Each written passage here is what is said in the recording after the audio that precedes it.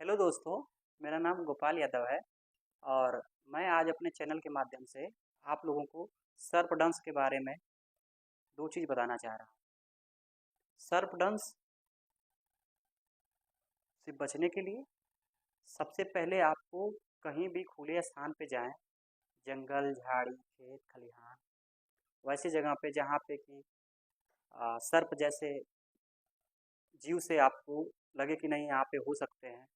आपको कैसे बचना है, क्या तरीका अपनाना है, यदि सर्पदंश आपके साथ सर्पदंश कर देता है तो आपको उससे कैसे बचना है, उसके बारे में मैं आपको कुछ सुझाव दूंगा। उस सुझाव में ये है कि सबसे पहले सर्पदंश अगर मान लीजिए कि आपको सर्प काट देता है, सबसे पहले हम एक चीज़ आपको बताना चाह रहे हैं कि भारत में लगभग सर्पों की लगभग 10,000 प्रजातियाँ हैं। 10,000 में से आप मान लीजिए कि 95% जो सर्प हैं वो जहरीले नहीं हैं,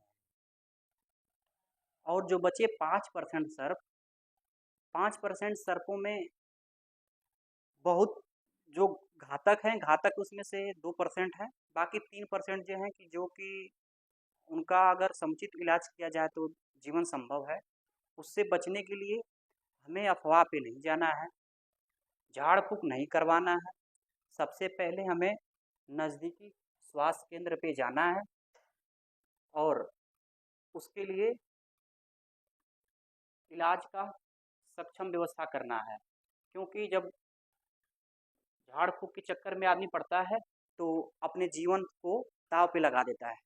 तो सबसे पहले हमें ये करना है कि अगर सर्प जहाँ पे काटता है उस स्थान से थोड़ा हट के ऊपर कपड़े से या कोई वस्तु जो वहाँ पे मिले जिससे बांधा जा सके उसको बांध लेना चाहिए। लेकिन बांधने का मतलब ये नहीं है कि एकदम उसको टाइट कर दीजिए। टाइट आप करेंगे, इन्फेक्शन बढ़ जाएगा, शायद आप अपने हाथ को गवा देंगे। इसलिए उस घाव से जब ऊपर आप बांधें उसको तो थोड़ा ढीला रहे, मतलब उसमें कपड़े से जब बांधे तो कम से कम उसमें एक उंगली जा सके, ऐसा ढीला में बांधना चाहिए। और सर्प एक ऐसा जीव भी है जो कि कई लोग बोलते हैं कि डंक करने के बाद उनको पकड़ लेना चाहिए। इन सब अफवाह में नहीं पड़ना चाहिए। और सर्पदंश अगर आपको कर देता है, आप जहाँ पे भी हैं वहाँ से तुरंत सबसे पहले स्वास्थ्य सेवाओं पे ध्यान दीजिए, क्योंकि आज के डेट में झाड़ फूँक जो जो चीज़ है, अंधविश्वास पे नहीं जाना चाहिए। सबसे पहले जो उसका संभव इलाज है उसके बारे में सोचना चाहिए। इस तरह से अपने जीवन को आप सुरक्षित बचा सकते हैं। थैंक यू, धन्यवाद।